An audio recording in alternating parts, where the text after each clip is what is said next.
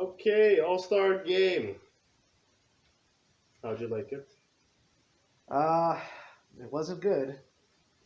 It was not good. The celebrity game was. I saw the highlights of that. That was fun. Surprisingly more entertaining, yeah. Um, the at the end, the Miz like hit the half court shot. Yeah, Miz, I love it. Jeez! Oh man. But they didn't count it because he had. You know what I find the only difference is it's not about the skill because the celebrity game there was barely any skill in that one. Is people cared. There's a lot of guys that care, about showing out. Like I'm sure if me and you go to the celebrity all-star game, we're gonna try to play as best as we can. I just think that the NBA players they just don't care. And if you look back to the all-star games in the past, people cared. People really care because uh, Charles Barkley on one side and you have Karl Malone on the other side, and they're trying to fight for who's the best power forward at the time, and they're going at it. I'm gonna ask you something here. I think there's a reason why. A possible reason that. We have the Phoenix and Dallas game on. That's why we're getting mesmerized by Kyrie and Durant. Um, Remember the jerseys, right? East and the West. Right. Of course, either like if you're the I guess whichever conference is hosting it, they wore white, but they wore their own jerseys. I do like that before, where like all the home team, which if let's say it's for example in Utah like it was this year, all the jerseys that were on the west side would be the home jerseys of their teams. That actually is pretty sick. They could go back to it. You got to remember from a sales perspective, you're selling the All Star jerseys, right? Mm-hmm. So if you want to be, I'm not a fan of having Team LeBron and Team Giannis and Team KD. I think that's silly having Team LeBron. But I used to be, I remember when the All Star game was in Toronto, and you had the All Star teams, and you had Kobe his last All Star game here, and the jerseys were fire. I think them designing the jerseys for the All Star game, I think that's super important. Off of them making money off of it, right? But so I get that they would do that. Well, you know what I like about it is that you saw your own team logos on it, and so you're representing your team. Yeah. And so just think about it, right? You're the for example, let's just say the Warriors and Cavaliers, right? You had Kevin Durant wearing the Warriors jersey and LeBron wearing the Cavs jersey. It's like that. You can that rivalry is coming back. You can sense the potential matchup coming up. But I can, but I don't know. I feel like I do like that having playing the full jersey and all that. But I don't think that would matter in this game. Like right now, if they had their jerseys on, I don't think that would really matter. I think I think the NBA stars, they don't care about the All-Star game anymore. Why is it the best dunkers in the league aren't being in the slam dunk contest? Why do we need a G leaguer, a guy that's barely played in the NBA, to save the slam dunk contest? And they can get those guys from Dunkademics or those. I'm not even talking about that because they were all debating TNT cast. They were all debating on we should bring dunkers from outside of the NBA. And you put Zion Williamson, you put John Morant, you put Anthony Edwards in. Those are three high flyers that could put on a show. Yeah. But they're worried. They're worried about their money. They're worried about their brand. They're worried about so many different things. Like for me, so do you know how they made that Supermax contract? You have to be eligible, being on the same team that you were drafted on, or an X amount of MVP, Defensive Player of the Year, Sixth Man of the Year, All-Star appearances, All-NBA. There's guidelines for the contract. Yeah, Klay Thompson was one. He didn't have a. Yeah, he missed an All-NBA defensive which team. cost him. Defensive team, right? Yeah. Yes, and then he got 191 million instead of 220. Yeah. So like I think, again, this would be in the bargaining agreement when they come up again. The CBA comes up again, but adding 3-point contest or adding dunk contest trophy to that mix, because you have to be eligible. So like obviously if you're this this previous guy that won, McClung, if he's never going to be in his position to be able to sign a Supermax contract. So for him winning, hey, it's great, cool. But you put John Moran in that position, and now you're making him make more money per year, being eligible to make more money per year. That might entice the players. I think it's tough now because they just don't care. They don't want to hurt their image. Like, I know what I noticed was when Blake Griffin did the slam dunk contest. They were talking in the slam dunk contest that he was already going to make the final because of all the choir and the car, and it was a Kia car, and it was the slam dunk contest and the NBA are big sponsors with Kia and this and that, and DeMar was in that slam dunk contest, I believe. I think it was DeMar. Did he have the one? Who had the one like? Remember he had a good few dunks. Yeah. But they had to give it to Blake because they wanted Blake to win it. So it's like you have to also make sure that you're not rigging it. Like Aaron Gordon that year when the All-Star game was him versus Zach LaVine. That was one of the all-time greats. Why did you have to pick a loser there? Why couldn't you have two winners? Aaron Gordon had much, much more entertaining dunks than Zach LaVine. It's tough because, like... Who would you have won? Would you think Zach LaVine deserved it? I watched that full one because, like, Zach LaVine did some dunks that was just like, I know it's not as stylish, but like, but you do realize he was sitting down in the air. I know. But like Zach LaVine did some, like he's jumping from the free throw line, like those are not easy dunks. Those are not. You know what I'm saying? But that's what I mean. Like I feel like at that point you would say, we've seen those already. No. At that point it'd be like, okay, co-champions. Like at that point they didn't just say, okay, 2 dunks each. Oh, they tied. Okay, 1 more dunk each, and we'll pick a winner. It was dunk. Dunk. They went to so many more lengths. They did so many more dunks than we've ever seen in a slam dunk contest. That you're like, okay, this has to be set up. Like you can't say this not happened before. You had co-rookie of the years with Grant Hill and Jay Kidd, no? So it's not like it's not happened before. You've had co-MVPs in the All-Star game. So just, bam, slap it on. No, there's no loser there. But by essentially diminishing Aaron Gordon's last dunk, it's kind of like there's a sour taste at the end of that. Even the best dunk contest ever. Because how can you let Aaron Gordon walk away with an L there? Twice. Because even against Derek White. Was it Derek White? No, yeah, and then D-Wade. Derek Jones Jr. Derek Jones. I felt so bad for Aaron Gordon. You can tell he wanted to cuss. So I would be too, man. Like he put a lot of effort in those two, and essentially he dunked over Taco Fall.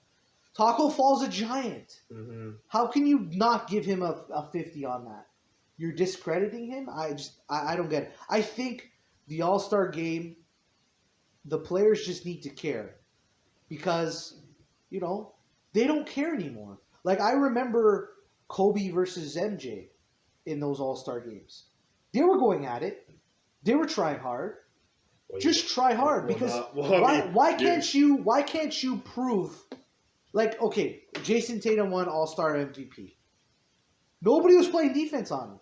Well, now you're going to a different topic now because you just mentioned Jordan and Kobe, and I got a question for you. Name any player in this league that has their type of mentality. There is none. Exactly. There is none. So that's see. But even before, like even in the 90s and the 80s, when it wasn't Jordan being the guy in the All-Star game, You had Magic going against Isaiah. You had Bird going against Drexler. Like there was a lot of competition because I don't mean like like we were talking Charles Oakley hard fouls and things like that. No, you play defense. There's just no defense. Like you have a one-on-one contest in the All-Star game with Jaylen Brown and Jason Tatum, and you have 8 guys in the side, hands on their hips, just watching. That's not it. That's not basketball. Now let's get into a different topic. Well, not a different topic. It relates. Who was the face of the NBA in the 90s? Jordan. Yeah. And who did it transition to? Transition to what? Kobe or? It's difficult. Shaq. I would probably say Shaq to LeBron, man. Like LeBron when he came in took 2 years maybe of him developing, but he was arguably the best player from like 2007 on. No, not 2007. 2009. The year he made the finals. No. 2007. No, it was not. Okay, hold on. You're telling me the team that he brought to the finals was a championship team? He wasn't the best player. Kobe was the best player. It's debatable. The only reason why, and I'm a Kobe fan. He admitted it himself. He's like, right now, Kobe's the best player. Right now. He admitted it. But Kobe got knocked out first round. Yeah, but in 08-09, who won the championship? Okay, now let's That's talk. different, though. That's 08-09. I'm talking about 2006, 2007. I mean, those what does it years, matter if you don't win the chip? I mean, yes, you brought up. You wouldn't consider that a successful season for LeBron? Who is not considering it a successful season? The question is, was he the best player? I'm saying no, he was not the best player. He's a very tough player to talk about. And what year would LeBron be the champ? Would be the best player? When he became the best player was when he went to Miami. Not when he went. Well, the end of that 2010, he was. So for him to be the best player, he had to win back-to-back MVPs. That's what you're saying. Not really. Because 2009 he won his MVP. I think. And 2010 he won an MVP. I think it was because. I believe it was back to back. I guess you can say technically when he went to Miami because like everyone, even when you felt it, like you felt okay, yeah, like he is actually the best player. Like even though I think Kobe had won the chip that year, right? He won the chip. Yeah, 09-10 was back to back for Miami, right? For LA. Lakers, but like after he had won that chip, like yeah, I think the start of the 2011 season, everybody in the NBA was saying, yeah, LeBron's the best player. Well, I know that they were talking when LeBron's second last year, which would have been 09, when 09, when Miami, when the Lakers made it to the finals and they faced Orlando. Yeah. That year was set for the Cavs to make the finals there. Remember that time? Remember that? Because that was puppet, 2 teams. Remember the puppet commercials? Yeah. They were setting. Man, we've been robbed some great finals, man. I would have loved to see that, and you know what? I think that could have changed a lot of things, man. Like, I find it hard because I think at that time I was never a Dwight Howard fan, but I think for his skill set and his offensive and defensive repertoire, which offensively was very limited, he had the absolute best supporting cast around him for one All-Star on one team. No other All-Stars on the team. He had the best supporting cast. I don't know. Because you had I see. That's the thing. We're talking about Hedo Turkoglu when it came to Toronto. He was an All-Star though. Turkoglu was an All-Star, I believe. He made the All-Star team. Oh, he did. Okay. Yeah. Well, he's not considered a bona fide Chris Bosh 5-time All-Star. One All-Star, okay, he had a good year, right? It's like saying Jamal Magloire is a one-time All-Star. He's an All-Star player. No. Remember Hedo had some game winners? Yeah, but you got to understand, you have, first of all, you have Dwight Howard in the middle, right?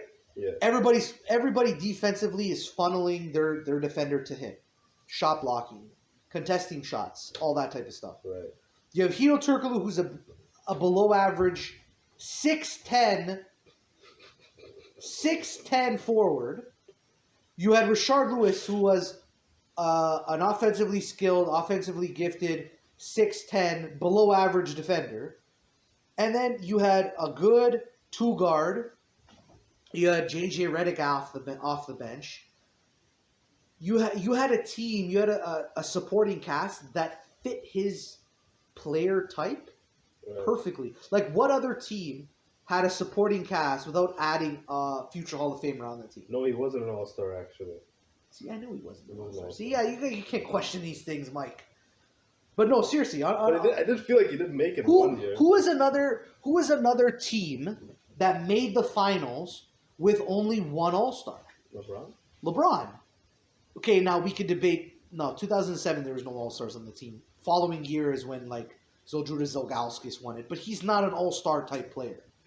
Dwight Howard had a very good supporting cast. It wasn't Dwight Howard that put the Orlando Magic on his back in the Eastern Conference to make it to the finals, right? You could debate LeBron put the Cavs on his back to beat Detroit. Yeah, he scored 25 points in a row. He took over that game. Yeah. And Detroit was no laughingstock.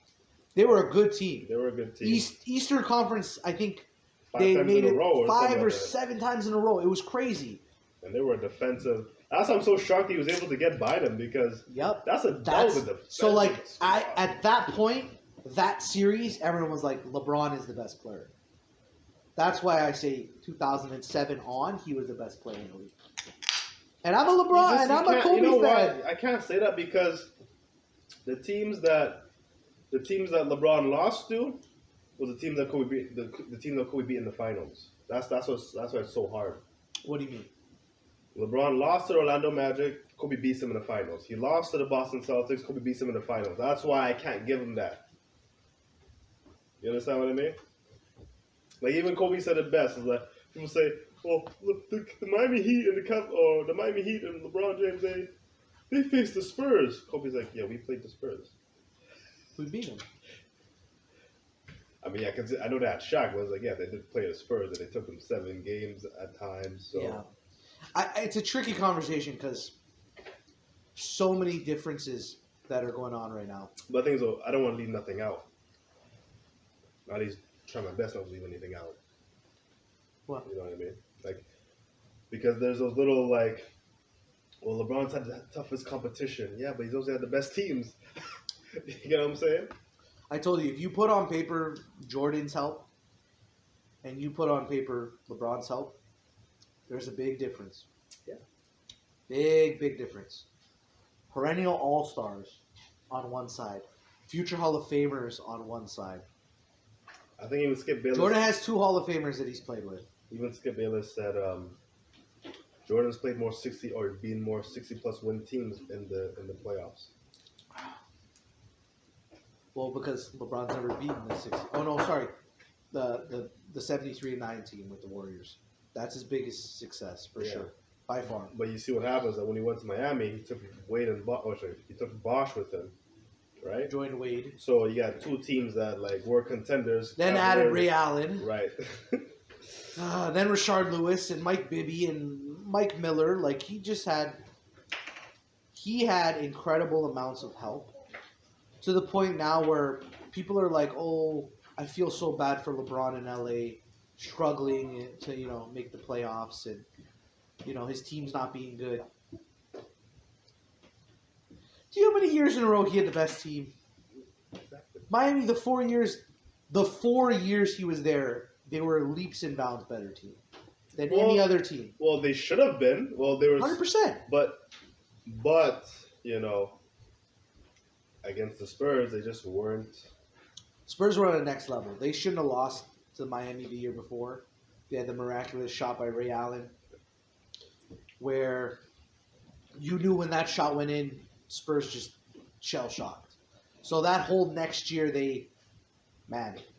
I've never seen the Spurs play that well. And they just torched Miami in the finals. Yeah. It was just not competitive whatsoever. But I think it's tough. It's tough to say. So, anyways, about the reason why I asked about the face of the NBA at the time was because you talked about how in Jordan's time, you said people cared, right? Even in Magic and Bird's Right. time, they cared. I'm just connecting the dots in terms of like the best player during the time.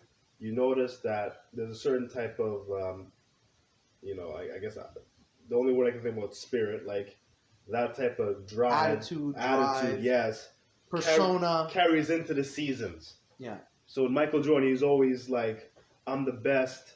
I'm gonna kill you. I'm gonna always right. And so you notice how like the playoffs amped it up. The Knicks wanted to get at them. The Pacers wanted to get at them. Even in the All-Star game, they were going at it. And that was actually the thing too. Indiana, when they would have All-Star games, they would want to go at Jordan. Right. They would want to go after their counterparts, where they don't do that anymore. And with LeBron James, it's just great player. Great player. Right? But obviously he's the face of the NBA, and again, the same thing. His like demeanor oozes into the whole league, right? So like I think you were saying before, he goes to a different team, everyone else wants to go to a different team, everyone else wants to pair up, and if he could leave his homegrown team, his hometown team, anyone could go anywhere. Right. So, and of course that plays into the All-Star game because he doesn't really, to me, doesn't try. The other players don't try. So then it's this.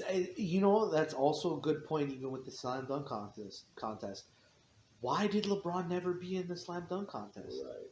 He was scared. He was worried that he was going to lose, and that's going to mess up his image. Brand, yeah. And if LeBron, like Jordan, never cared, win or lose, he's going to be in the slam dunk contest.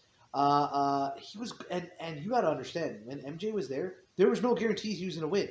He was going against Dominique Wilkins. Right. He was going against Clyde Drexler. Like, he was going against dunkers in that era. And he wasn't scared to do it. So it's a big difference, man. And then also, if you notice something, and what I've noticed in my debates with other NBA supporters or fans, the people that support Jordan have a different attitude than a LeBron fan, LeBron supporter. Like when I talk to a Jordan fan, right? It's never any excuses. They claim that he's the best. Like they're not afraid. Like they'll put up Jordan against anybody without like, no matter what type of topic, they'll always they have the stats to back it up, right? Like even when like one time one guy said like when Jordan lost to the Knicks, right? And at school his friends would be talking all this smack. Yo, yeah, Jordan lost. He's like, oh, all right, watch the next game. And having the next game, Jordan comes and slaps them. Yeah. Right. LeBron James fans, you get a lot of excuses. It's that killer mentality. Right. But you have to say again, I'm a Jordan. Jordan is the best player of all time. For LeBron, he is a pass-first guy who also leads the league in all-time scoring. That is a feat. For the longevity that he's had, and for him being a guy who's not thinking his offense first. He's thinking everybody else's offense. Whether you say he shies away from the limelight in end-of-game situations, I can agree with you because he does that a lot. For him to be who's a better scorer, Michael? MJ or LeBron? MJ. Clearly MJ. Well, LeBron's the all-time leading scorer. Who's a better scorer? Kobe or LeBron? Kobe. Well, LeBron's the all-time leading scorer. That is one debate that people would say. The problem with is you're adding LeBron's 20 years, you're comparing it to Jordan's 15 years. It's difficult because MJ in his peak was that 8-year, 6-year plus retirement window.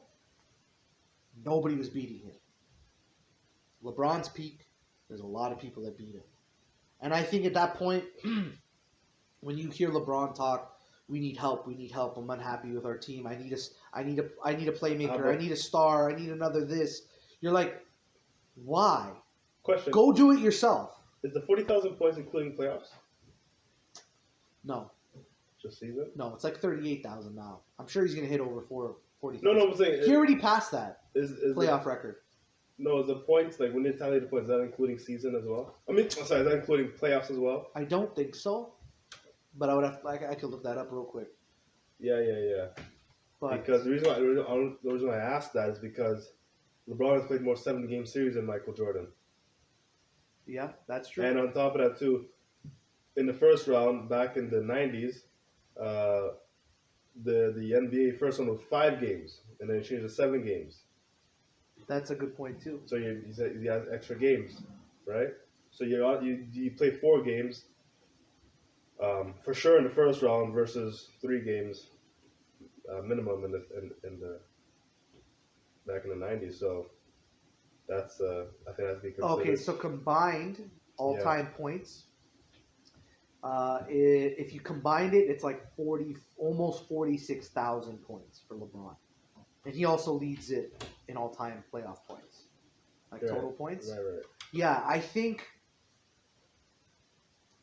Yeah, it's so difficult because, like, the one thing LeBron had that Jordan really didn't put effort or didn't need to be a high volume 3-point shooter is 3-point shooting.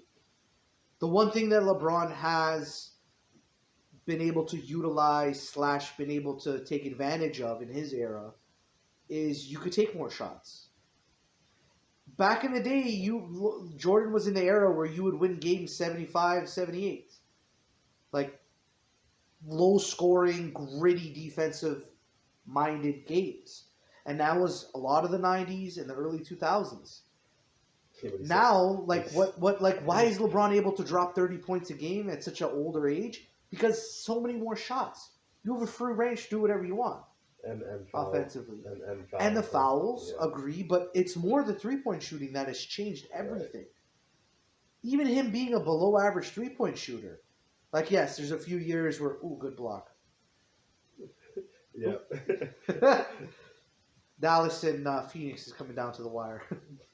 But yeah, I just think LeBron has a lot of add-ons on his career to help him get to the position of being the all-time scorer. Where, again, knock it or credit it, Jordan missed 2 years in his prime, when LeBron has not missed significant time until he's officially been out of his prime, which has been the Laker era. You know, it'd be a cool idea. Just think about it. What if we do like an extensive, detailed, kind of research on Jordan and LeBron? See, here's the thing, though. I don't want to be the guy defending LeBron. I'm not. It's a nice thing to look at because it's always a big debate. Because I guess, I don't know. There's 100% gonna be a lot of stats and topics that are gonna go in LeBron's favor. Okay. But it's also the eye test. Like, we know we know now watching the NBA, because we've watched it for quite a long time. We notice, oh my God, 27-year-old LeBron and 37-year-old LeBron have the same stats. He's just as good as he was when he was 27. You and I both know that's not true. No. And it's not a knock. It's LeBron, when he turned a certain age, was able to control every single aspect of the game. That means offensively, defensively, the tempo of the offense, slowing down the best as being the best defender, locking down the best player on the other team. He doesn't have that anymore. He doesn't have where he could take over a game. Offensively, yeah, he can hit shots in a row, this and that. But being able to control the offense like he used to, he doesn't have that anymore. Right. Being a lockdown defender, since essentially, 2017, 2018 season, he took massive steps back defensively, because he can't go at that high clip for so long. Okay, speaking of the 2017, 2018, is it 2017, 2018? One of those years, I guess. That's the Kyrie when he left, right? Yeah. There was one play, the time when Kyrie was on the team. So, the 16, 17. There was one play where, like, Kyrie is chasing Steph, and LeBron's man's picking Kyrie. But Kyrie's there by himself, just chasing around Steph on the pick. Yeah. And LeBron's not helping out. LeBron's just standing in the paint. Yeah. And it's just like, okay, this is, again, not a knock, but at the same time. Oh, no, it's a knock. It's a knock. You see LeBron take off a lot of defensive Right. plays. It's very pathetic from the. You don't see that from MJ. Thank you. That is a huge credit on MJ. So now when we look at, because again now we're ballers now. Like we're talking baller now. Like you do that crap in high school, you're sitting on a bench. You ain't getting no playing time. And you know what? They implored him that season when Kyrie left, and they had to go 7 games with Indiana. Right. In the first round. Oh my God, Indiana's gonna upset them now. There was a lot of games, a lot of possessions where LeBron just didn't put any effort defensively. Him not running back, him not doing this, him not doing that. He had what? 2 or 3 buzzer beaters in that series. Yeah. So like, you're giving him credit for the buzzer beaters, but you're also like, why are you not guarding? Right. Like, why? It's a big deal. And you know what? That's a knock on him because Jordan never did that. Kobe never did that. Bird never did that. Magic never did that. Like, all guys that were... You're the head of the table of the league. You know? Like, it's a big deal that's the case. You see that a lot. And that's my issue of the whole thing. Yeah, like, you know, like, from high school, college, you're getting benched. Yeah. You're not getting no playing time. Well, again, are you getting benched? If you're the best player on the team, are you getting benched? Nowadays? At least at least back in the day when I was the best player on my team in high school, and I didn't run back all the time because I physically couldn't. I didn't get benched. I got benched for not running back one time. So you know what was funny? In high school, well, my coach, because again I was on a very, very weak team for me to be the best player. I was a sharpshooter that had to run the offense, which was impossible. They would always say, "Follow your shot." That used to drive me insane. Why would I put the effort to do a proper form on my jump shot and then instantly start running into the paint? Why? I think that could be a whole other topic. It's a good topic. But why do players, like, okay, if I shoot and I feel, hey, my form feels off, I'm chasing that ball down if I can. But for me to have an open shot, do a proper form, instead of hold my shot up, have a proper follow-through, I'm throwing the ball and sprinting into the paint and trying to get the rebound. I just don't get that. That's the most aggravating thing. In high school for me, that was always the case. And I'm like, I'm not going to do that. I'm not going to chase the ball down when I know it's going in. Well, like, I'm going to focus on making the shot before I have to worry about rebounding when I have to run into 6'3", 6'4", 6'5", centers. I'm still not going to get the ball whether I run in. Yeah, I mean, some people don't deserve the coach, but they don't. You know what I'm saying? They do not. But I was at a high school; they were terrible coaches. Again, I would be at a community center with all my friends in the area. They would have tryouts in September. The season starts in November. Guess when my tryouts were? The 1st of November. We would have 2 tryouts, and then the next week is our first game. Right. Yeah, we're gonna play 2-3 offense, 2-3 zone on defense. Okay, what's gonna be another type of zone? Okay, well, we learned 2-3. We're going to learn 3-2 zone. I'm like, this is going to be a long season. This is going to be a long season. For you. Oh, my goodness. Oh, man. But, yeah. That we could go off into a whole other tangent. Well, I guess that's what irritated me a lot. Because, like, we look at LeBron's... And it's tough because I guess they're trying to push him to be the best player. But, it's so hard to defend him. Like, it really is. Like... He has a lot of advantage. He has a lot of positive things in him. That's why I still think he's the second best player all time.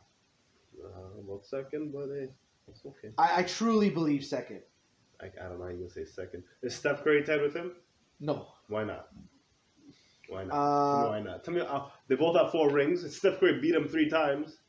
See, you're making me go against guys I'm a huge fan of. How many Finals MVPs does Curry have? 1. That ends the conversation. Whoa. That ends the conversation. If Andre Iguodala has to be the Finals MVP... All right. Let me just tell you something, right? And you have to go and grab Kevin Durant after winning 73 games... No. Don't do that. What do you mean don't do that? Don't do that. That's exactly what happened. Let me tell you something. Okay, I'm going to tell you something right now. Okay. Spit some facts. Let's go. 2014. Who won the MVP? Kawhi Leonard. Right? Finals MVP. Yeah. Finals MVP. Finals MVP. Sorry. Kawhi Leonard. Okay? Yeah. 2015? Iguodala? Yeah. 2016 Durant. No, LeBron. No, 2016 Durant, right? No. That was a 73 win, 3-1 down. Sorry, not Comeback. LeBron. 2017. Did I say 2016? Yeah. Oh, sorry, 2017 Durant. Yeah. 2018 Durant. Yeah. Okay. 2019, Mr. Kawhi with Fred VanVleet with 1 vote. But yes, continue. Gotta throw the Raptors in there. Notice who won those MVPs in those years were the same guys that LeBron was guarding. How about that? Take that in, for example, huh? Let's talk about that. Okay, those are the same but there's guys also the same argument guarding, and they won the MVPs over him. So what does that say to you? Well, no. What I would say to that is, I think the NBA was trying to say this player deserves MVP because he plays the same position as LeBron, and he defended LeBron in the finals. But if you look at the stats, every year in the finals, LeBron had way better numbers than any person. Crap. When you have the ball in your hand 24/7. But that's how okay. You can't say that because there's so many guys in this league that have the ball in their hands constantly, and it's the same thing. Tell me who has the ball. You're telling me, okay. You know what? I guess we continue with your debate because I want to spit some facts. Are we gonna do that? What do you call that stat? The PR? Is that what you're going to? The PR stat? I have no idea. No. But continue with your argument before I get this, okay? I guess the only 2 guys that had the higher PR than LeBron, I think it was Luka and James Harden. James Harden, Russ for a few years. Okay, so Finals MVP, Mr. Kawhi. This isn't the Raptors Kawhi because the Raptors Kawhi, his stats were crazy. Okay, this was 5 games in 2014. Can you guess? Would you guess his stats? It was 20 points. 20 points per game, right? Sure. Go to rebounds. How many rebounds do you think? I think it was 8 rebounds. Sure. How many assists? 1 or 2. Okay. You got the one right. Can you guess what it was? 20 points. Nope. Was it 14 It was 2 assists per game. That's what he averaged. He had 14 points or 12 points. He averaged 17.8 points per game and 6.4 rebounds per game. Okay? So I'm going to go the same exact season. LeBron stats. Okay? Can you guess LeBron stats? Because it's very easy for the most part. 30 points per game. Close. 10 assists, 10 rebounds. No, actually lower. So he averaged 28, 7 boards, almost 8 boards, and 4 assists per game. Right. Okay. So who was the better player? Come on. So, I get you're crediting the guy. Okay, in this scenario, I would give credit to Kawhi because you and I both know LeBron's stats, and him doing 28, 7, and 4 is below average, right? So let's go to LeBron's stats in 2015, right? Because that was the Warriors championship year. Because if you go to LeBron's stats versus Durant in 2017, okay, I think LeBron. Perfect example. Look right here, okay? Andre Iguodala, okay? What do you think his stats were in the finals? Was it 18 points per game? Close. 5 assists? Close. 3 rebounds? It was 16, almost 6 boards and 4 assists. You want to know LeBron's? 35.8, 13.3 boards, 8.8 assists. And his team were missing Kevin Love and Kyrie Irving for those finals. And that's the same finals where LeBron's it's not over because I'm the best player in the world. I agree. But he lost. He was up 2-1 against the Cavs, who were clearly the better team. He was down 3-2 in an interview. He said, I'm the best player in the world. Looked in the camera. I'm the best player in the world. And didn't get it done. Now, again. Okay, go on. So here is where I would debate. I think Curry should have won Finals MVP that year.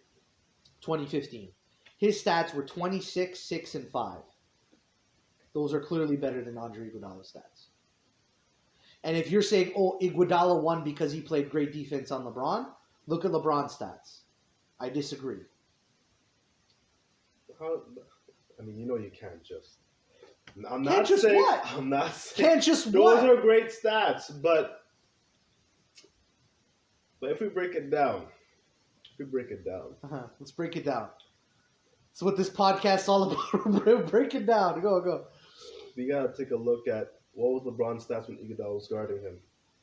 Because I guarantee you, if you look at when Kawhi was guarding him in the Spurs series, no, listen. Mr. Fleming. If you take a look at what happened to LeBron when Kawhi Leonard was guarding him. I'm just saying. Let's look that up. So again, I don't disagree. But the Curry year, the 2015, Iguodala didn't deserve the Finals MVP. I don't think so either. I thought it should have been Curry. I do. I don't. Which again wouldn't change but at the the same debate. time, though, do you get mad because of Iguodala? I'm not. No, I just feel like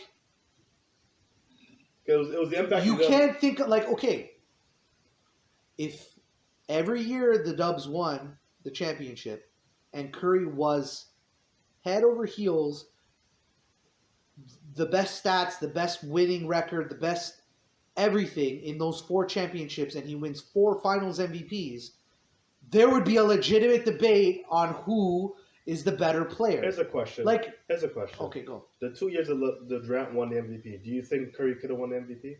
The second year, yes. The first year, no. Why not? Curry's stats were a little bit lower. Are they MVP worthy stats? Well, yeah, of course. Okay. So like I don't think that's fair to to Curry to say that he's not as good as LeBron James or he's not on the same level because he didn't win MVP. But Michael, what do we say about MJ? What makes MJ better than Bron? He's 6-0. And you have 6 MVPs. 6 MVPs, 6 finals, or sorry, what is he at? 5 MVPs, regular season MVPs? Something like that. Whatever. 6 finals MVPs. That matters until you're talking about LeBron or you talk about Steph Curry, then it doesn't matter. So at certain spots it matters, or in certain spots it doesn't matter. That's when you start mucking up the water. That's a good point. It has to be clear cut. A plus A. B plus B. Right? 1 plus 1 cannot add to 3 for LeBron. That's a good point. That's a good point. I can't disagree with that. Good point.